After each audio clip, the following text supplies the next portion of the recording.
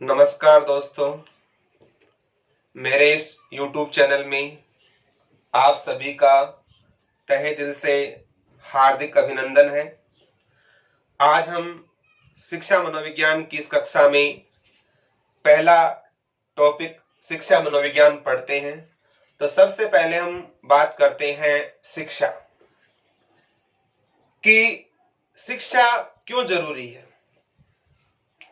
शिक्षा के द्वारा समाज और राष्ट्र इनका विकास होता है।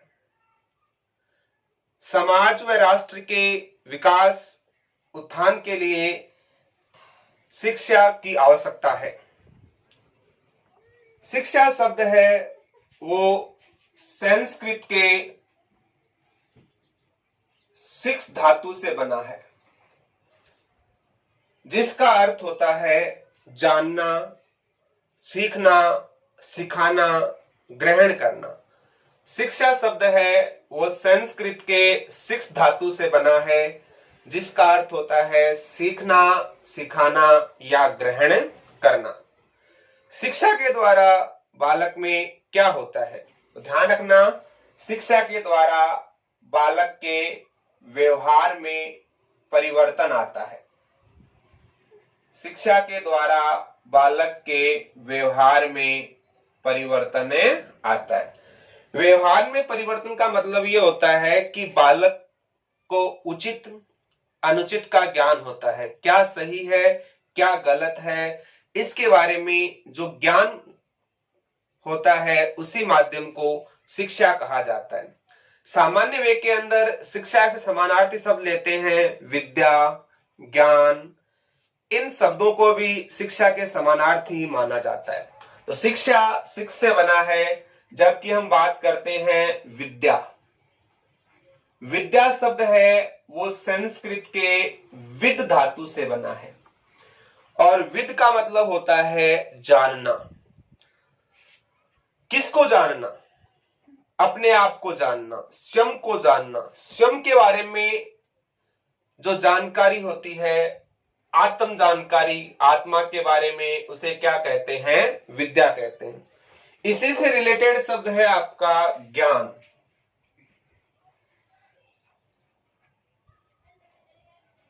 जिस ज्ञान शब्द का है, इसका अर्थ भी होता है जानना। जिसको आप ज्ञान कहते हो, इसका वास्तविक उच्चारण ज्ञान नहीं होता है, इसका वास्तविक उच्चारण होता है ज्ञान।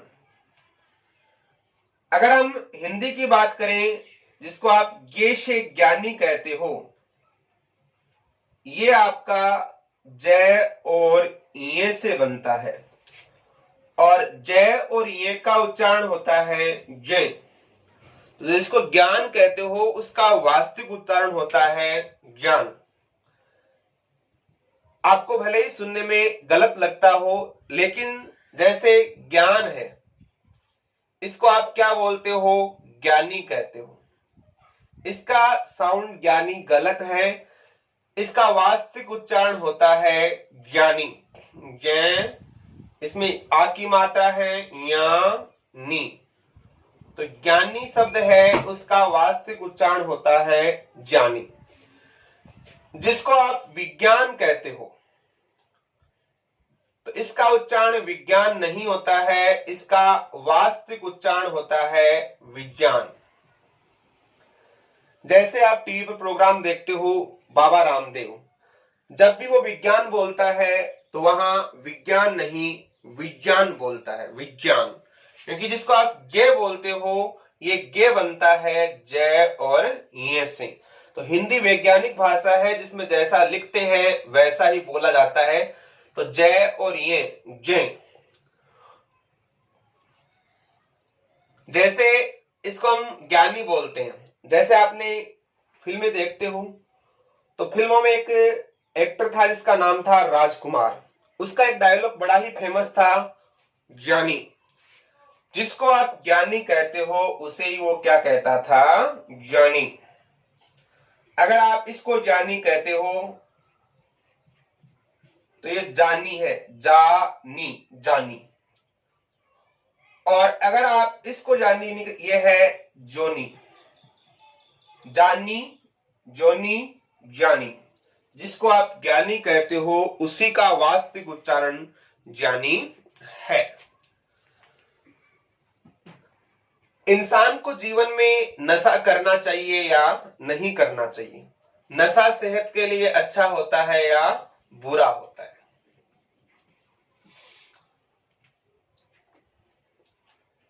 नशा किस चीज का करते हो इस बात पर निर्भर करता है कि वो अच्छा है या बुरा।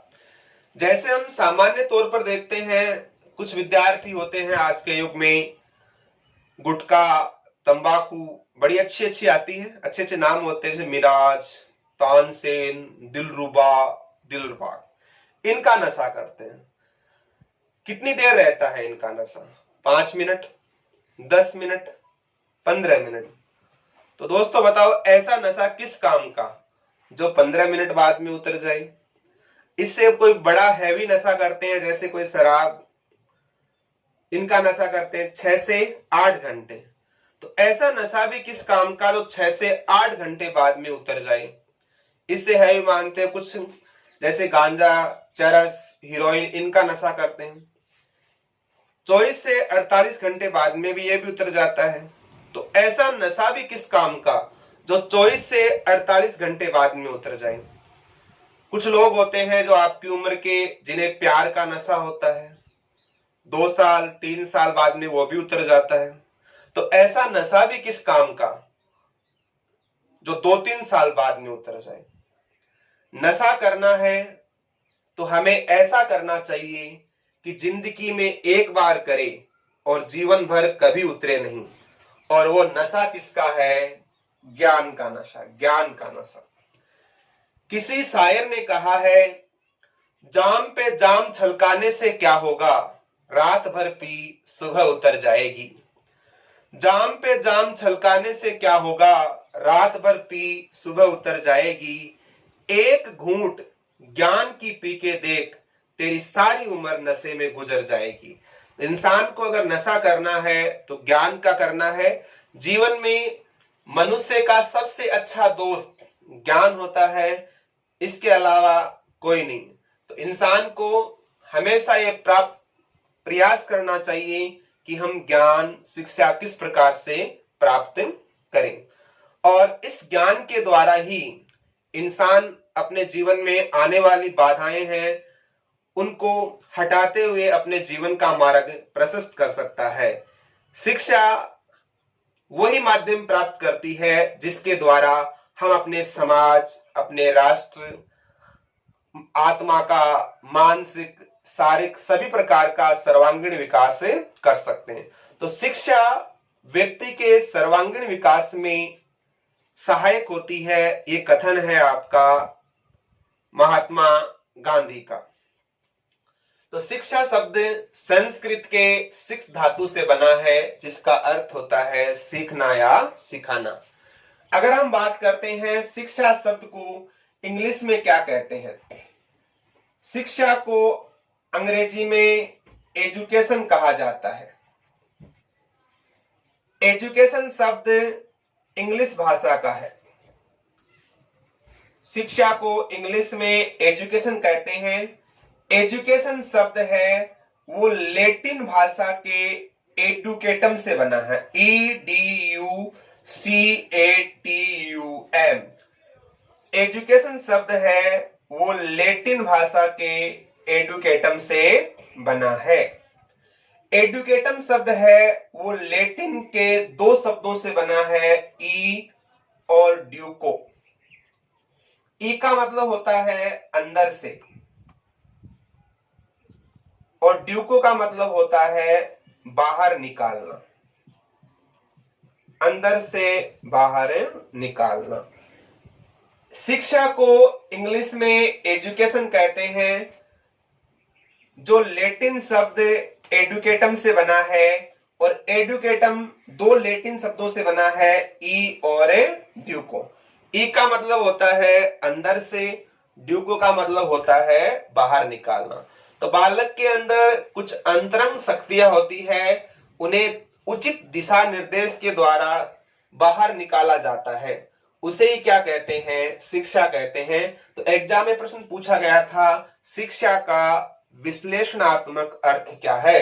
तो बालक के अंदर जो अंतरंग शक्तियां होती है, बालक के अंदर जो अंतरंग शक्तियां होती है उसको बाहर निकालना ही शिक्षा कहलाता है। उन अंतरंग शक्तियों का विकास करना ही शिक्षा कहलाता है। ये जो परिभाषा है, ऐसा कह सकते हैं कि बालक के अंदर अंतर्निहित शक्तियों को बाहर निकालने की जो बात है वो प्रसिद्ध मनोवैज्ञानिक आपके फ्रोबेल ने ऐसा करते हैं।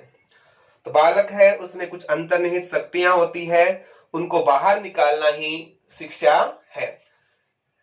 आपके लैटिन भाषा में ही एडुकेटम के दो समानार्थी शब्द हैं। इसी के समानार्थी शब्द है एडुकेयर, EDUCARE, एडुकेयर और आपका एडुसियर। इसी के दो समानार्थी शब्द हैं एडुकेयर और आपका एडुसियर। तो ध्यान रखना, एजुकेटम शब्द है उसी का समानार्थी है एडुकेयर और एडुसियर। जो लैटिन शब्द है आपका एडुकेटम, इसी का समानार्थी है एडुसियर, EDUC, एडुकेयर और एडुसियर। एडुकेयर और एडुसियर ये लैटिन शब्द हैं, ये समानार्थी शब्द हैं आपके एडुकेटम के। जो आपका एडुकेयर शब्द है जिसको इंग्लिश में कह सकते हैं to bring up, to bring up. To bring up को हिंदी में ले सकते हैं आपका विकसित करना, टू ब्रिंग अप, विकसित करना। और जो आपका एडुसियर है उसको ले सकते हैं to lead out, to lead out. इसका हिंदी अर्थ ले सकते हैं आपका बाहर निकालना।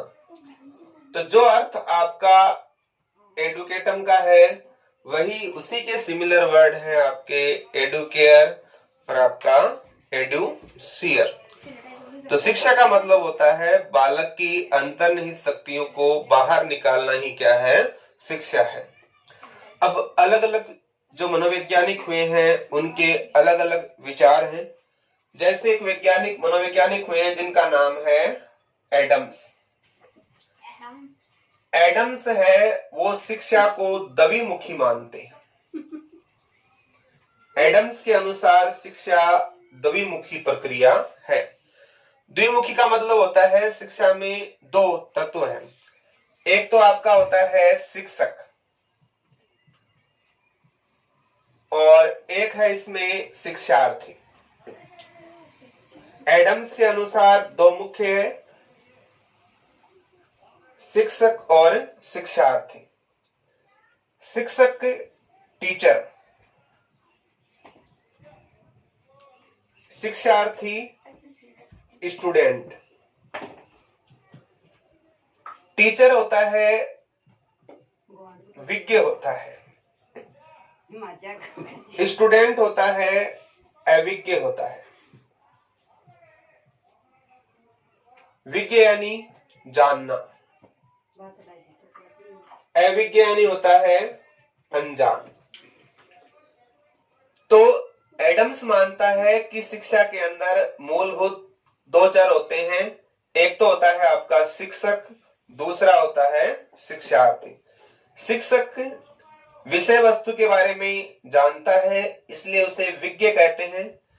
शिक्षार्थी अनजान रहता है। तो किसी विज्ञ द्वारा अविज्ञ के अंदर ज्ञान का प्रदान करना ही शिक्षा है, ये बात मानता है एडम्स। तो एडम्स है वो शिक्षा को द्विमुखी मानता है। और एक मनोवैज्ञानिक है जिसका नाम है जॉन डीवी। जॉन डीवी है वो शिक्षा को त्रिमुखी मानते हैं। जॉन डीवी है शिक्षा को त्रिमुखी मानते हैं। तो जॉन डीवी है शिक्षक और शिक्षार्थी के साथ एक अन्य पद देते हैं सामाजिक वातावरण। सामाजिक वातावरण कह सकते हो या आपका पाठ्यक्रम। तो सामाजिक वातावरण या पाठ्यक्रम शिक्षक और शिक्षार्थी के साथ एक अन्य महत्वपूर्ण बिंदु मानते हैं। तो जॉन डीवी के अनुसार शिक्षा त्रिमुखी है और एडम्स के अनुसार शिक्षा द्विमुखी मानी जाती है। सामान्यतः शिक्षा के 3 प्रकार होते हैं। शिक्षा है उसके भेद 3 माने जाते हैं। एक आपकी होती है औपचारिक शिक्षा, दूसरी होती है आपकी अनौपचारिक शिक्षा,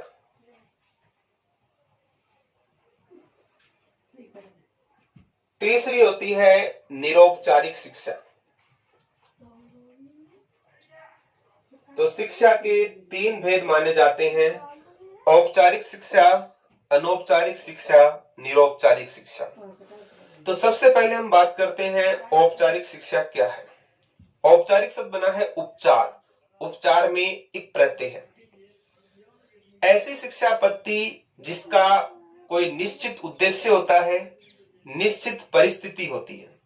तो निश्चित उद्देश्य और निश्चित परिस्थिति में प्राप्त की गई शिक्षा पद्धति औपचारिक पद्धति शिक्षा पद्धति होती है। जैसे आप स्कूल की शिक्षा होती है, कॉलेज की शिक्षा होती है, तो उसका उद्देश्य भी निश्चित होता है, परिस्थिति भी निश्चित होती है।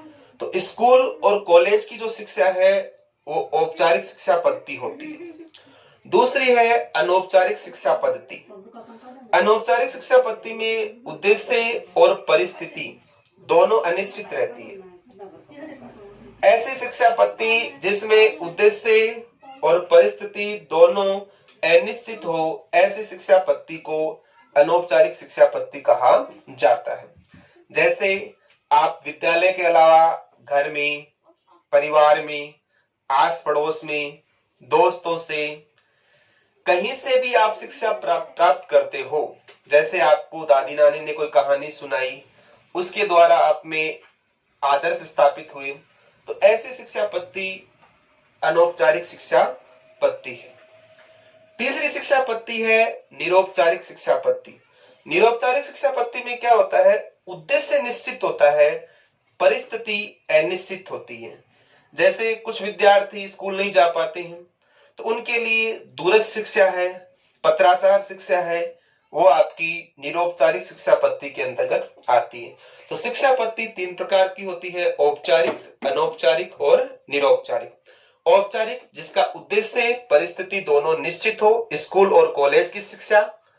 अनौपचारिक शिक्षा पद्धति जिसका उद्देश्य और परिस्थिति दोनों अनिश्चित हो, घर, परिवार, दादा दादी, नानी, इनकी शिक्षा। और तीसरा है निरौपचारिक शिक्षा जिसका उद्देश्य निश्चित होता है और परिस्थितियां अनिश्चित होती है। जैसे दूरस्थ शिक्षा, पत्राचार शिक्षा, ये आपकी होती है। आगे हम आज शिक्षा की परिभाषाएं पढ़ेंगे कि प्रत्येक मनोवैज्ञानिक ने शिक्षा के बारे में क्या क्या कहा। तो इस शिक्षा की सामान्यतः जानकारी।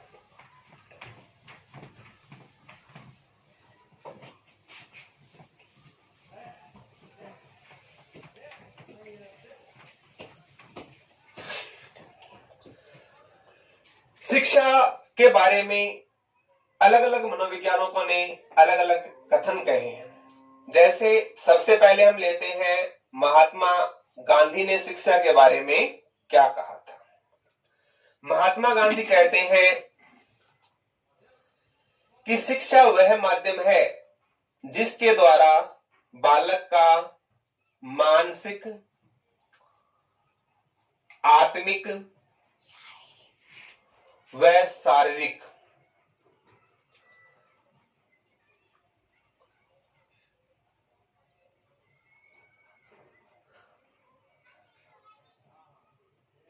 वह शिक्षा पद्धति जिसके द्वारा बालक का आत्मिक, मानसिक शारीरिक अर्थात बालक का जो सर्वांगीण विकास है, ऐसी शिक्षा पद्धति के पक्षधर थे मिस्टर गांधी।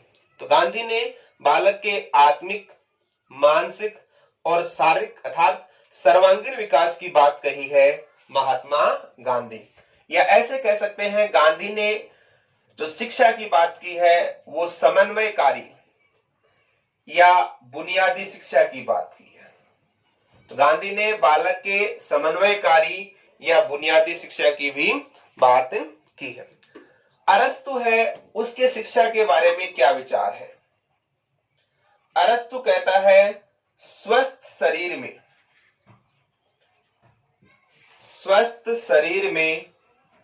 स्वस्थ मस्तिष्क का निर्माण, स्वस्थ शरीर में स्वस्थ मस्तिष्क का निर्माण ही शिक्षा है। तो अरस्तु कहता है कि स्वस्थ शरीर में स्वस्थ मस्तिष्क का निर्माण होता है, ये बात कहता है मिस्टर अरस्तु। एक महान विद्वान जिनका नाम है विवेकानंद। विवेकानंद शिक्षा के बारे में क्या विचार रखते हैं? अंतर्निहित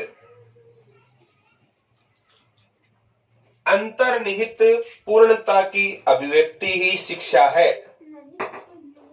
अंतर्निहित पूर्णता की अभिव्यक्ति ही शिक्षा है। तो विवेकानंद शिक्षा के बारे में विचार रखते हैं कि बालक के अंदर कुछ अंतर्निहित योग्यताएं होती है, उनका विकास करना ही शिक्षा है। तो ध्यान रखना, गांधी है वो शिक्षा के बारे में क्या कहता है? सर्वांगीण विकास। गांधी कहता है बालक का मानसिक, आत्मिक और शारीरिक विकास होना ही शिक्षा है। तो सर्वांगीण विकास की बात करता है गांधी। तो गांधी की जो शिक्षा पद्धति है वो समन्वयकारी है, बुनियादी शिक्षा की बात गांधी कहता है। अरस्तु कहता है कि स्वस्थ शरीर में स्वस्थ मस्तिष्क का निर्माण करना ही शिक्षा है। विवेकानंद मानता है कि अंतर्निहित पूर्णता की अभिव्यक्ति करना ही शिक्षा है। जबकि जैन व बौद्ध धर्म के अनुसार, जैन व बौद्ध धर्म मोक्ष या निर्वाण प्राप्ति को ही शिक्षा मानते हैं। इस शिक्षा के द्वारा मोक्ष या निर्वाण की प्राप्ति की जाती है। तो जैन धर्म का मत है कि शिक्षा है वो किसका माध्यम है? मोक्ष का या निर्वाण की प्राप्ति का माध्यम क्या है? शिक्षा है। एक विद्वान है जिसका नाम है क्रो एंड क्रो। वो ये कहता है कि कोई भी बालक है वो जन्म से लेकर वृद्धावस्था तक कुछ न कुछ सीखता रहता है। तो जन्म से लेकर वृद्धावस्था तक सीखना ही क्या है? शिक्षा है। तो क्रो एंड क्रो जन्म से लेकर वृद्धावस्था तक सीखने को शिक्षा मानता है। तो कुछ महत्वपूर्ण परिभाषाएं हैं, और भी चर्चा करेंगे। तो पहले ये 5 देखो। गांधी क्या कहता है? मानसिक, आत्मिक और शारीरिक विकास, सर्वांगीण विकास की बात करता है गांधी। अरस्तु कहता है स्वस्थ शरीर में स्वस्थ मस्तिष्क का निर्माण करना ही शिक्षा है। विवेकानंद के अनुसार अंतर्निहित पूर्णता की अभिव्यक्ति करना ही शिक्षा है। जैन व बौद्ध धर्म के अनुसार मोक्ष की प्राप्ति करना ही शिक्षा है। और क्रो एंड क्रो ये कहता है कि जन्म से लेकर वृद्धावस्था तक बालक कुछ न कुछ सीखता रहता है। तो ये परिभाषा एग्जाम में कई बार आ चुकी है। तो शिक्षा का जो व्यापक अर्थ है वो भी यही होता है, जन्म से लेकर परिपक्वता अवस्था तक या वृद्धावस्था तक ज्ञान प्राप्त करना शिक्षा है। तो ये शिक्षा का अपने आप में व्यापक अर्थ है। अगर हम बात करते हैं कि शिक्षा की उद्घोषणा कब हुई, तो ध्यान रखना, शिक्षा की जो उद्घोषणा है वो आपकी 2009 में हुई। आरटी एक्ट 2009 शिक्षा की उद्घोषणा करता है।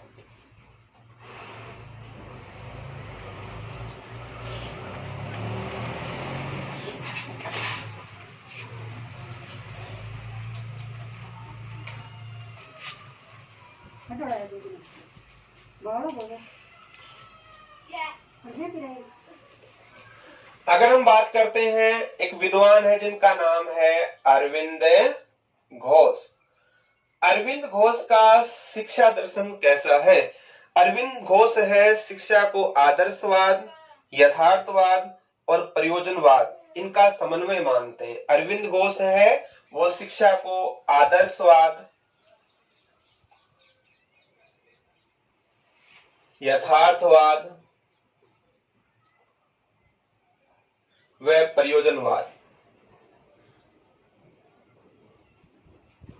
इन तीनों का समन्वय मानते हैं। तो एग्जाम में आया था एक बार कि अरविंद घोष के अनुसार शिक्षा का दर्शन क्या है। ऑप्शन में था ए आदर्शवाद, दूसरा यथार्थवाद, तीसरा प्रयोजनवाद और चौथा था इनका समन्वय। तो ध्यान रखना, अरविंद घोष के अनुसार शिक्षा का दर्शन है आदर्शवाद, यथार्थवाद और तीसरा है आपका प्रयोजनवाद। एक बार आया था एग्जाम में मिस्टर बरन का शिक्षा के बारे में क्या विचार है। बरन कहता है अच्छी शिक्षा सब शिक्षा होती है। बरन के विचार है कि अच्छी शिक्षा वो तो होती है सब शिक्षा और अच्छा शासन होता है सब शासन।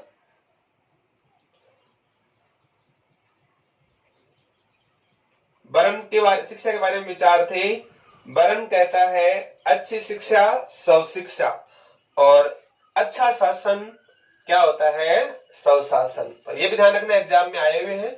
अरविंद घोष के अनुसार आदर्शवाद, यथार्थवाद, प्रयोजनवाद इन तीनों का समन्वय ही शिक्षा है और बरन कहता है अच्छी शिक्षा सब शिक्षा होती है और अच्छा शासन आपका सब शासन होता है। एक विद्वान है जिनका नाम है स्टीफन।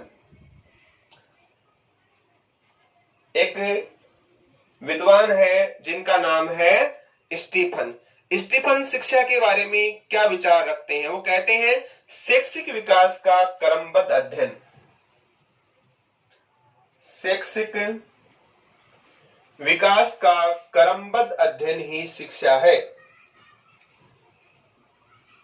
शैक्षिक विकास का क्रमबद्ध अध्ययन ही शिक्षा है। शैक्षिक विकास का क्रमबद्ध अध्ययन ही शिक्षा है। और एक महान रूसो है, रूसो जीवन को ही शिक्षा मानते हैं। रूसो है, उन्होंने कहा था जीवन ही शिक्षा है। रूसो ने कहा जीवन ही शिक्षा है। तो ये महत्वपूर्ण कथन है शिक्षा के बारे में। तो ध्यान रखना, अरविंद घोष कहता है आदर्शवाद, यथार्थवाद, प्रयोजनवाद इनका समन्वय शिक्षा है। बरन कहता है अच्छी शिक्षा सब शिक्षा होती है, अच्छा शासन सब शासन होता है। स्टीफन का मत है शैक्षिक विकास का क्रमबद्ध अध्ययन और रूसो के अनुसार जीवन ही शिक्षा है। तो ये शिक्षा के बारे में कुछ महत्वपूर्ण परिभाषाएं हैं। कुछ एक दो परिभाषाएं और लेते हैं जो एग्जाम में मुख्यतः पूछी जाती है आपकी। एक महान विद्वान है हर्बर्ट स्पेंसर। एक महान विद्वान आते हैं हर्बर्ट स्पेंसर। हर्बर्ट स्पेंसर है वो शिक्षा के बारे में क्या विचार रखते हैं। वो ये कहते हैं अंतर्निहित जो शक्तियां होती है उनका बाह्य जगत के साथ समन्वय स्थापित करना। अंतर्निहित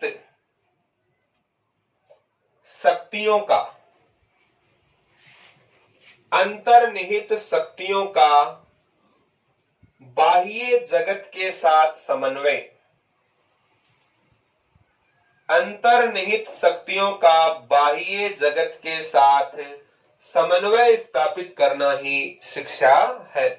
तो हर्बर्ट स्पेंसर कहता है कि बालक के अंदर कुछ अंतर्निहित शक्तियां होती है, उसका वातावरण या संसार के साथ समन्वय स्थापित करना ही शिक्षा कहलाता है। तो ये विचार किसके थे? आपके हर्बर्ट स्पेंसर के विचार है। एक परिभाषा मैंने पढ़ी ली, फ्रोबल क्या कहता है, अंतर्निहित शक्तियों को बाहर निकालना क्या कहलाता है, शिक्षा। तो ये भी नोट कर लेना, फ्रोबेल।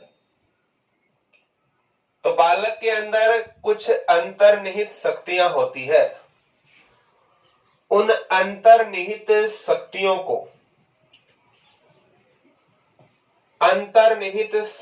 को बाहर निकालना ही क्या कहलाता है, शिक्षा। तो फ्रोबेल ने कहा कि बालक के अंदर कुछ अंतर्निहित शक्तियां होती है, उनको बाहर निकालना ही क्या है, शिक्षा है। एक मनोवैज्ञानिक आते हैं जिनका नाम है ब्राउन। ब्राउन कहते हैं कि व्यक्ति के व्यवहार में परिवर्तन होना ही शिक्षा है। एक विद्वान है जिनका नाम है ब्राउन, वो कहते हैं व्यक्ति के व्यवहार में परिवर्तन होना, व्यक्ति के व्यवहार में परिवर्तन होना ही शिक्षा है। व्यक्ति के व्यवहार में परिवर्तन होना ही शिक्षा है। तो ये अलग अलग मनोवैज्ञानिकों ने अलग अलग परिभाषाएं दी हैं। तो ये सामान्यतः जानकारी आज है शिक्षा के बारे में। नेक्स्ट क्लास में हम पढ़ेंगे मनोविज्ञान के बारे में, फिर शिक्षा मनोविज्ञान के बारे में। तो आज की कक्षा में इतना ही, फिर मिलते हैं अगली कक्षा में। धन्यवाद। अगर आपको पढ़ाया गया अच्छा लगा, समझ में आया, तो चैनल को लाइक, सब्सक्राइब और शेयर करें।